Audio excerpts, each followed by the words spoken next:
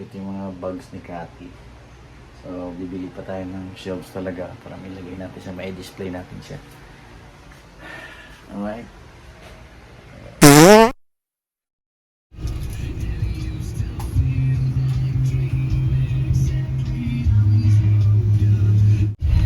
Yan, naka-vlog ka ha. Thank you. Mais ito na nilaga na may cheese daw. 30 pesos isa. Ayos. So yun. Bumili tayo ng mais. Merienda natin to doon. Cemetery. Mainit pa. Woo. Let's go guys. Hirap nung nagdadrive ang nagbablog. Wala na yung aking camera yung videographer ko wala na eh.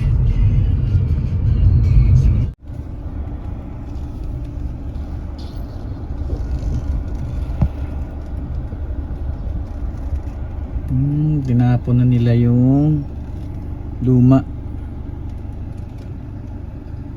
Tinapon nila yung luma na mga bouquets. Ayos lang. Hi Tart. Nice, nilinis din ni yung puntod ni Mrs. Very good. Flowers for you. Ay, ayos lang natin. Yan, arrange natin. Sa gitna yung bago. Yan. Yeah. Here again. Nilinis ni ni Mayasa. Thank you so much.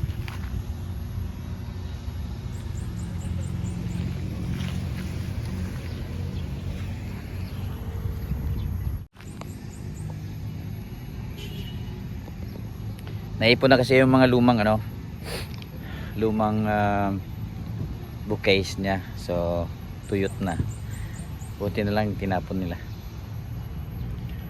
I mean si Mayasa siguro yung caretaker nitong ni Mrs. Yung binabayaran ko monthly. Hindi pa nakikita. Saan kaya yun?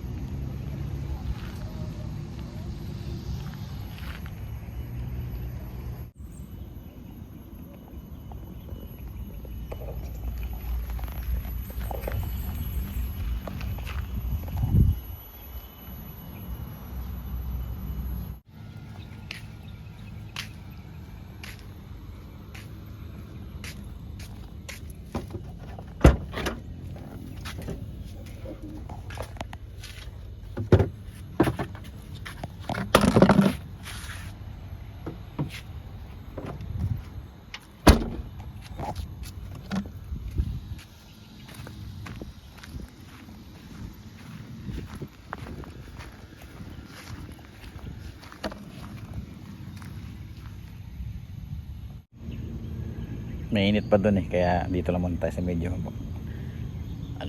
may shade ng kalachuchi. Yan lang naman yun. Yan. Yun kalachuchi. Sabay kape. May mais akong binili. Nilagang mais. Yun yung irintay natin maya maya konti. So mga 2 hours tayo dito.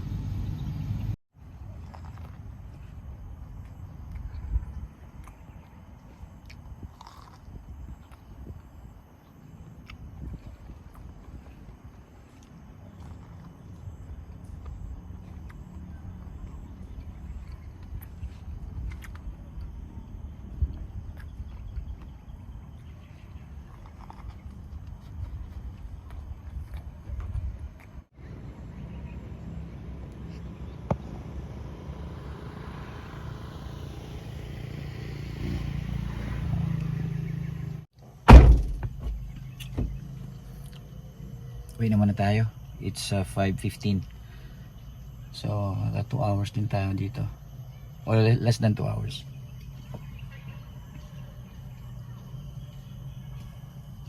Friday ulit.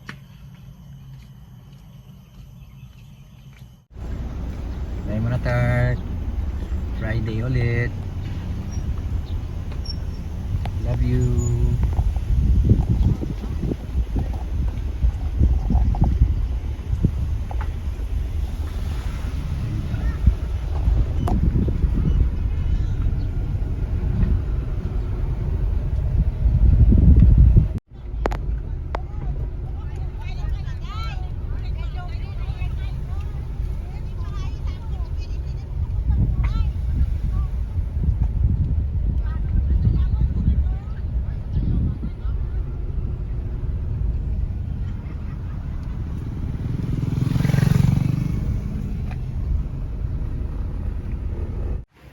So, ito na yung bed ko.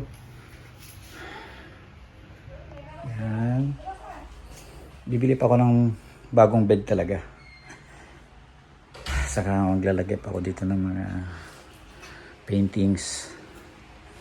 Yan. Alright. So, itong kay Kati dito sa bukas ko na ayusin yung mga gamit niya. Piluki. Punta naman tayo doon sa kwarto ni Lance. Ganon din. Bibilhan pa ng bed niya. So sa ngayon, mattress na lang muna. Sa mattress na lang siya muna matulog. Diba? Ayan. Maganda. Puti. Dito sa may puti.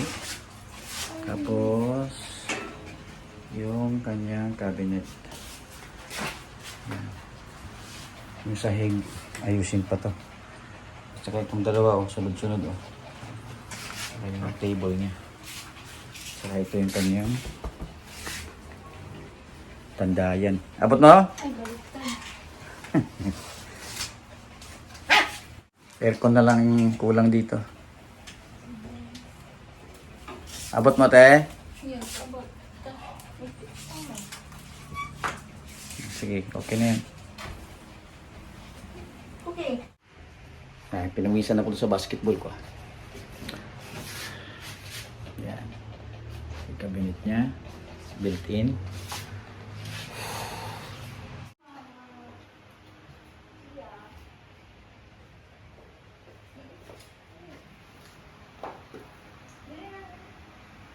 Tapos dito sa labas, bibili pa ako ng mga plants dito. Yung malalaking plants na. Doon, lalagyan ko doon. Dito, sa poste. Saka, dito sa isang poste naman. Yan. Tapos dito, hindi na siguro kasi magbabasketball ako dito. Maglalagay na ako dito sa mga gilid-gilid. Yung mga malilit na halaman. Yung kulay dilaw. Saka bibili rin ako ng cactus siguro. Doon sa gilid ko ilagay. Sa gilid. Cactus. Yeah. So ito yung ating Villa Santorini. Swimming pool na lang kulang, guys. Swimming pool. Saka na lang siguro. Baka sa roof deck na. Sa rooftop. Yan. Joke lang.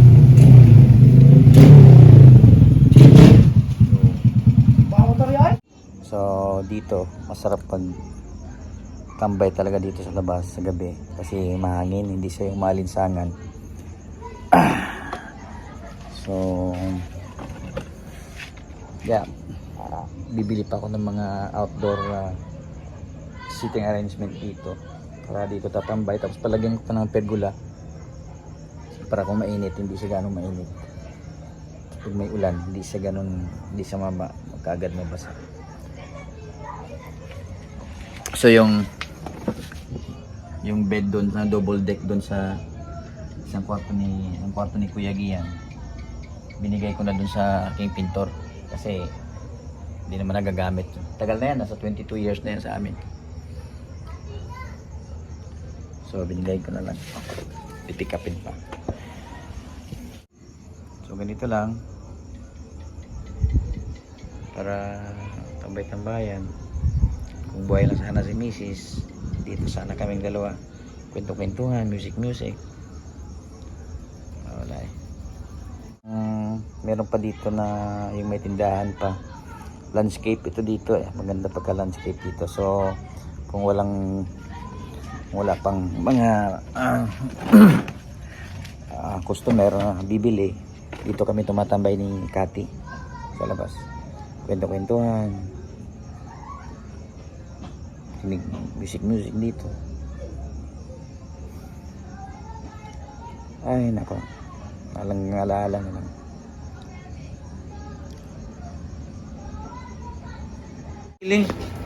Si Marcia, kaakit kagad si Marcia, oh.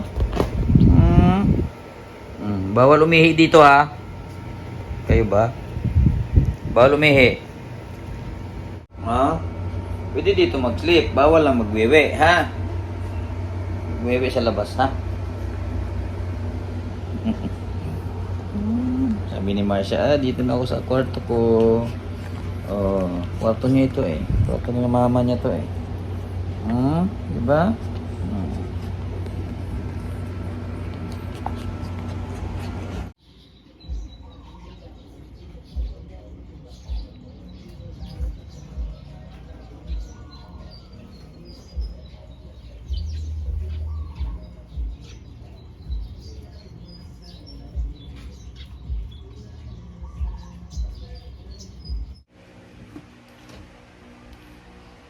So inayos natin yung gamit ni Kati. Binilan ko siya ng sariling cabinet para sa lahat ng mga gamit niya. So inayos ko lang para isang lagay lang, isang lugar lang siya.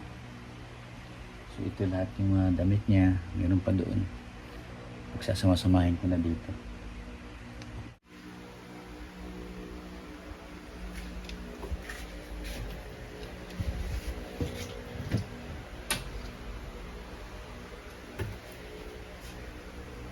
So ito yung mga bags ni Kati. So bibili pa tayo ng shelves talaga para ilagay natin siya, may display natin siya. Alright. Dami.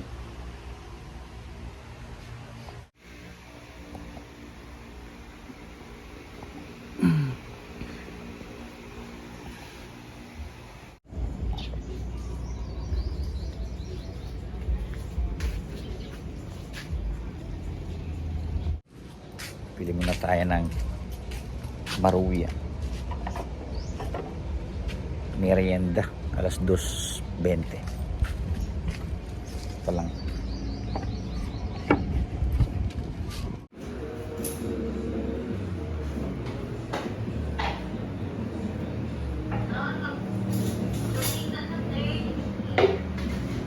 Banguging ba?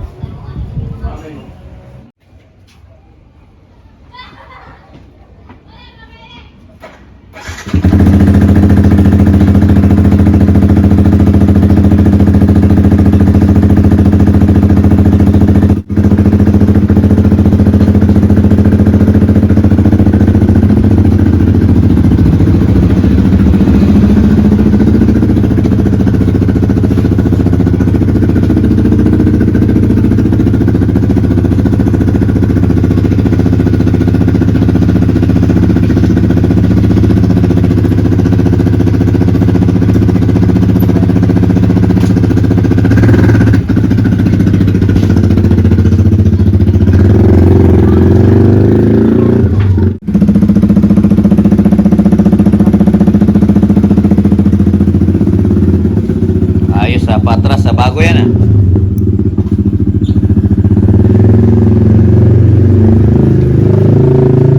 Hindi kaya yung katawan niya. Bili pa si Kuya Lance ng ano yun. Inasal ha. Antay-antay lang. Taba. Babay mo na ha. Padabaw si Papa ha. Saka si Kuya. Babay mo sa inyo.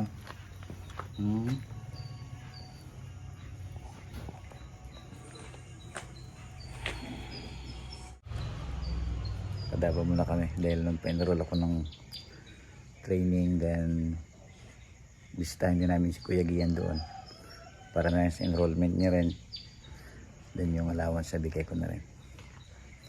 So balikan lang. So magkape-kape doon, diba?